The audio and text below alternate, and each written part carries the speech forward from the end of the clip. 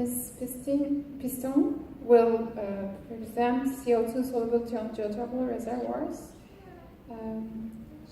She's working in Horizon Designs, LLC. Welcome. Hello everyone, thank you for sticking around to the last session. Thank you for the invitation, I'm very happy to be here. And I'm going to be presenting on CO2 solubility and geothermal reservoirs. And before I get started, I'll just preface this a little bit to tell you a little bit of the history of this work. I worked on this back in 2009 to 2011 when I was a master's student at Stanford. Prior to my work, Robert Stacy worked on it, who now works with Geothermal. So once I get to the end of the presentation, you might be anxious to hear what happened next. As far as I know, nothing has happened next. So if you are interested in this work and know of a good student, and there's room to move forward on this. And so I started my small consulting company. Is not a recognizable name at this conference, so I figured I would give you a little bit of my background. I studied geology in undergrad. I interned at ORMAT in the summer when I was at Stanford. And then I finished my master's at Stanford and started work at Calpine up at the geysers. And I worked there for the past 5 years. I started as a reservoir engineer doing a lot of data analysis for the whole field and reservoir engineering. And then I switched over to steam field engineering, working on pipelines in the southeast portion of the geysers. And so then getting into the work that we did, the potential application that we were considering was CO2 EGS, but it would also apply in carbon capture situations. All of you have some familiarity with CO2 solubility if you've ever had a carbonated drink, and you can just intuitively think of some of the concepts. The CO2 stays in solution while the bottle is capped, and then as soon as you open it, the pressure drops and the CO2 comes out of solution. And then similarly, if you pull a beer out on a warm day that hasn't been refrigerated, it might explode and foam all over the place. That's showing that the CO2 is less soluble at the higher temperatures.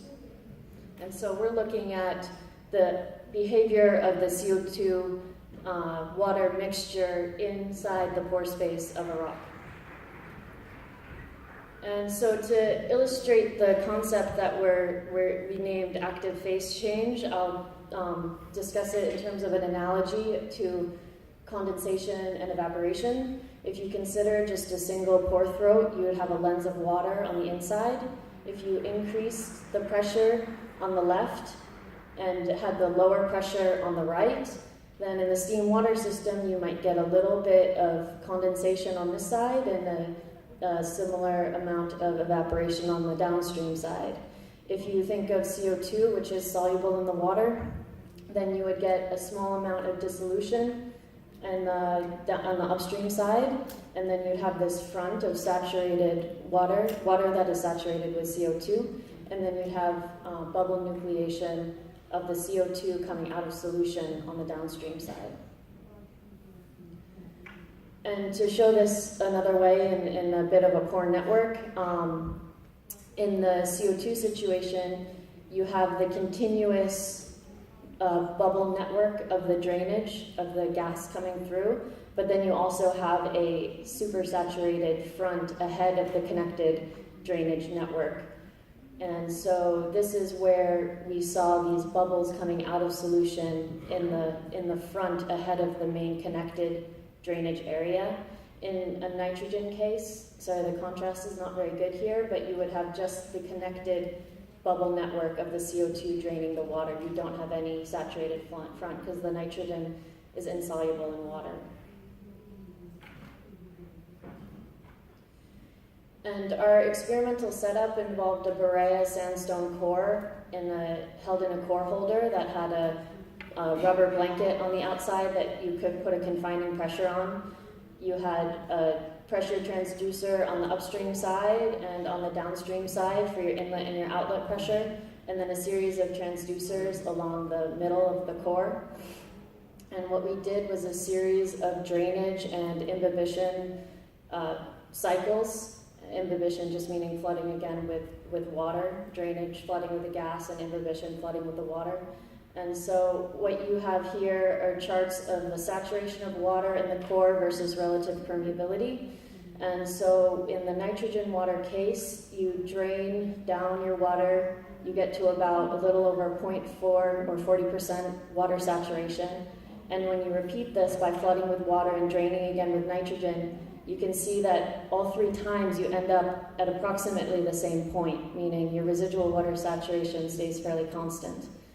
In the CO2 water case, what we saw is that you do your primary drainage, you end up at about 40% in your first cycle, but then when you do your repeated flooding and drainage, your residual water saturation is decreasing with each cycle. And we noted that these researchers, Benjamin and Bachu, had similar results in experiments that they conducted. And these are the same charts, but one way that I conceptualize this process is in these pictures here, where you start with 100% saturation, you do your primary drainage with most of the pore spaces still full, which would be your first primary drainage. And then in the CO2 case, this is saturated with CO2, and so you may get bubbles nucleating within the pore space, which forces out some of the additional water, which would otherwise, in the nitrogen case, remain just at this point. And so with each continuing CO2 cycle, you get the reducing residual water saturation to smaller and smaller amounts of water in the pore space. And the other way we looked at this phenomenon is with a micromodel. This was a small square micromodel made out of silicon that was etched to mimic the pore space of a Berea sandstone core. And we did the same experiments there. We did only the drainage phase with the micromodel. We saturated it and then drained with nitrogen and CO2. And what we saw with CO2 is what I described in one of the previous illustrations, is that you had disconnected flow of CO2. So the units here are seconds. This is showing different frame rates of the same image on the single spot of the model, where in this case you have 3 bubbles of CO2 colored green.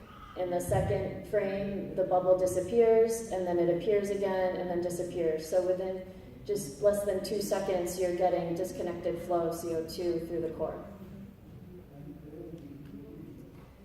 And here I just plotted a solubility model of CO2 in water versus temperature and pressure. And at the zoomed in scale, you can see the relationship that you intuitively think of. Solubility is on this axis and temperature in Celsius down here, where at increasing pressure, your solubility decreases, and then also at increasing temperature, your solubility decreases. This model of solubility shows that if you go to much higher pressures, you might actually see an increase in solubility as temperature increases. And what I'm showing here is that our lab experiments are not directly comparable to geothermal systems in the way that we conducted them. For comparison, some of these Japanese sites, Hijori and Ogachi, have been doing some CO2 experiments in the field. Their conditions are about here. For comparison, I also plotted Gilzadir, which is over in this range here. And other factors that affect solubility that many of you are aware of in the Turkey fields is salinity, and other dissolved solids will reduce your CO2 solubility. So this was talked about in one of the previous speeches, but here you have the production of calcite, which is your scale in a lot of cases, which would raise your pH, or you have the dissolution of calcite into carbonic acid, which would lower your pH. And so some of the potential applications here, as I said, we were originally conceptualizing this to apply to CO2 EGS, which, if you're familiar with EGS, it's the injection of water into a CO2 reservoir that's essentially engineered, where you hydraulically fracture it. And in this case, we're considering using CO2 as the working fluid instead of water. And so that's what this image is referring to, that you would be injecting CO2, creating a zone where you dry out the reservoir from its connate water and displace it with CO2. And so then you're creating a CO2 reservoir that you then produce, and you use that CO2 as your working fluid for the geothermal power production instead of water. And it could either be direct or using a heat transfer and a heat exchanger. And so I think this diagram applies whether you're thinking of using it as a EGS fluid or in just a high CO2 situation. You would have these different zones to consider. You might have a high CO2 zone that's almost pure CO2. You'd have a mixed zone, and then you have the zone where your calcite may be precipitating. In a lot of cases, the precipitation will occur in places you don't want it to. You're all probably very familiar with this in the Turkey plants too, where pictures much similar to this with large, thick calcite scale. So the trick here is trying to use the fundamentals to avoid pitfalls and have the calcite stay in solution when you want it to, and only precipitate in places where it won't cause you trouble. And so to conclude, we saw that CO2 solubility has a significant impact on the two-phase flow behavior of CO2 and water. CO2 solubility is a function of temperature, pressure, pH, and salinity. Continued work on this project would analyze the effect of pressure and temperature changes on active phase change and evaluate the time and length scales of diffusion rate under varying conditions, which you would want to take it from the lab conditions where we started and bring it up to higher temperature pressures closer to what you might see underground. And some things that I was just thinking about as I was preparing this for this audience was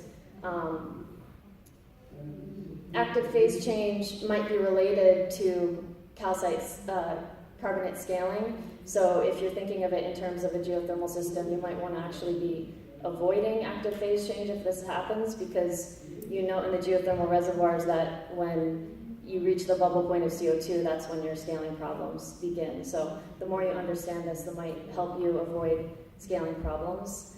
And then the other thing I was thinking about was, if you have a situation in Turkey where you have wells that have too high CO2 concentration and they're not profitable and they're not useful, maybe you could try taking that CO2 stream and trying a demonstration project of CO2 EGS. You have abundant CO2 fluid in the gaseous form, so you could try putting that underground and cycling it. As far as I know, this hasn't been done in Turkey. It has been tried in Japan, and there's a company called Green Fire Energy that just got approval to try this in Kosovo. They're just going to be doing a single well injection of CO2 and producing it in the annulus of a tubing that's put down the well. So it's something that people are interested in and looking at, so it might be worth a thought. So thank you for your attention, and thanks for the organizers for the invitation. And also thanks to the American Chemical Society that funded the research that I presented, and my colleagues, Rob Stacey and Roland Horn. Thank you very much. Very interesting about the CO2 and EGS. Well, you know, we have just 295 degrees C well drilled in around Izmir. So maybe if there isn't any fluids, there could be CO2 trials. Are there any questions?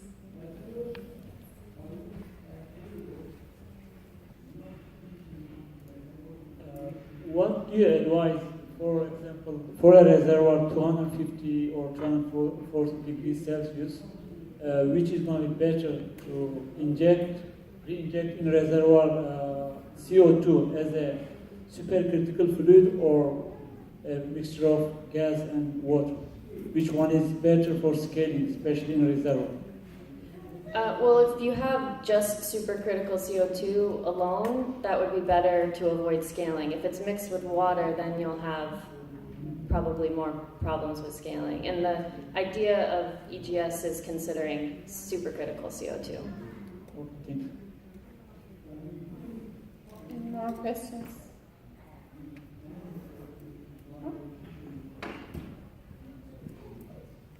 Yeah, thank you. This was very interesting. Following up on the EGS, now, so you mentioned that this is being done in Japan. I mean, is this are CO2-based EGS systems producing electricity? And the follow-up question: what is the advantage of using CO2 as a working fluid as opposed to water? My understanding on the Japanese experiments is I couldn't find any very recent literature.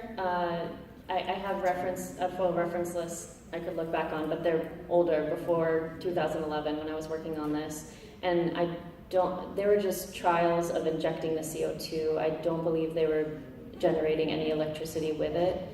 And to your question on the advantages of CO2, a couple that I can think of offhand is that it has a lower heat capacity than water, but it has a faster mass transfer, and it also has a greater buoyancy effect, so it could potentially circulate on its own without having pumping costs.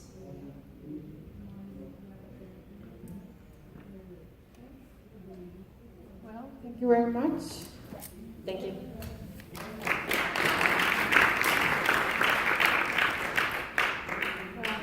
Our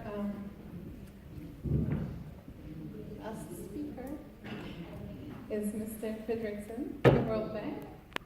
You're welcome.